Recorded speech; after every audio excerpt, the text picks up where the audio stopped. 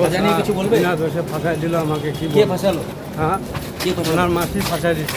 কেন? মেয়ের মাসি। কেন কেন? ঠিক আছে, কেন? আমি দিনের বেলা ঘটনা শুরু করে থাকতো, আমাকে দিনের বেলায় ধরতো, আমাকে রাত্রে কেন ধরলো? হ্যাঁ, শিশুকন্যাকে যৌন নির্যাতনের দায়ে 20 বছরের সাজা। 5 বছরের শিশুকন্যাকে যৌন নির্যাতনের দায়ে প্রতিবেশী যুবকের 20 বছরের জেল। আজ জলপাইগুড়ি বিশেষ পক্সো আদালতের বিচারক রিন্টু সুরই সাজা ঘোষণা করেন। জলপাইগুড়ি জেলার ভক্তিনগর থানা এলাকায় 2022 সালের 26শে সেপ্টেম্বর ঘটনাটি ঘটে। পরদিন থানায় অভিযোগ দায়ের করে নাবালিকার পরিবার। মেয়েটির বাবা মা নেই, দাদু দিদিমার কাছে থাকতো। ঘটনার পর থেকে মেয়েটি জলপাইগুড়ির একটি হোমে রয়েছে।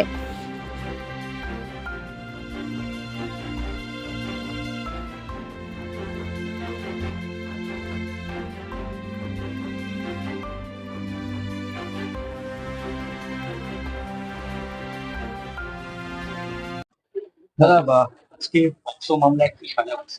আজকে মাননীয় পক্সো কোর্টের স্পেশাল জাজ রিন্টু সুর একটি মোকদ্দমায় রায় ঘোষণা করেছেন, যেটা ভক্তিনগর থানার কেস।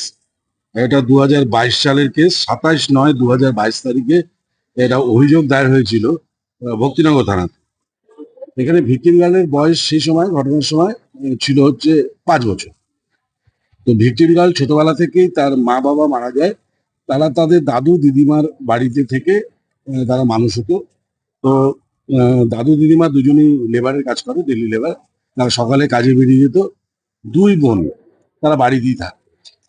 তো এই কেসের যে আসামি, সে হচ্ছে তাদের পাশের বাড়ি, তাকে মামা বলে ডাকতো। তো এই ঘটনার দিন ওই মেয়েটির বাড়িতে আসে এবং ছোট বোন যেটি মিটিংগার, তাকে ডেকে ঘরের ভেতরে নিয়ে যায়। ঘরের ভেতরে নিয়ে গিয়ে তাকে উলঙ্গ করে তার যৌনাঙ্গে আঙুল ঢুকিয়ে দেয় এবং তাকে ধর্ষণ।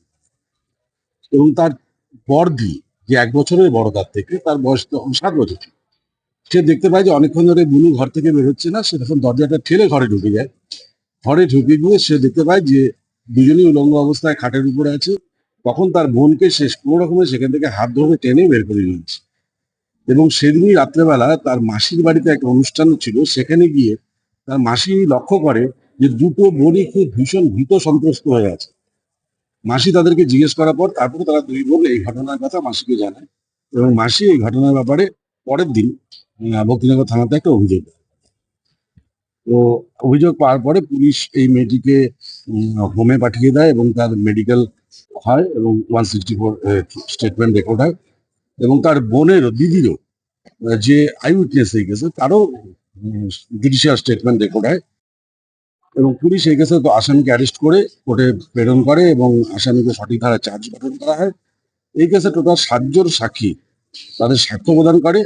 বিশেষ করে ভিকটিম গার্ল এবং তার দিদি, যে আই উইটনেস, ঘটনাটার প্রত্যক্ষদর্শী, এবং ডাক্তারের সাক্ষী এবং অন্যান্য সাক্ষীদের সাক্ষ্য শুনবার পরে উভয় পক্ষের সওয়াল জবাব শেষ হওয়ার পরে মহামান্য আদালত এই আসামি, এখন যার বয়স 25 বছর, ঘটনার সময় সে 22 বছর ছিল, তাকে তার বয়সের কথা চিন্তা করে তাকে মিনিমাম কনভিকশন ঘোষণা করেছে। তার 20 বছরের কারাদণ্ড, 50,000 টাকা জরিমানা, অনাদায় আরো 2 মাসের কারাদণ্ড এবং ভিকটিমকে 5 লক্ষ টাকা দেওয়ার জন্য ডিস্ট্রিক্ট লিগাল সার্ভিস অথরিটিকে অর্ডার করেছে।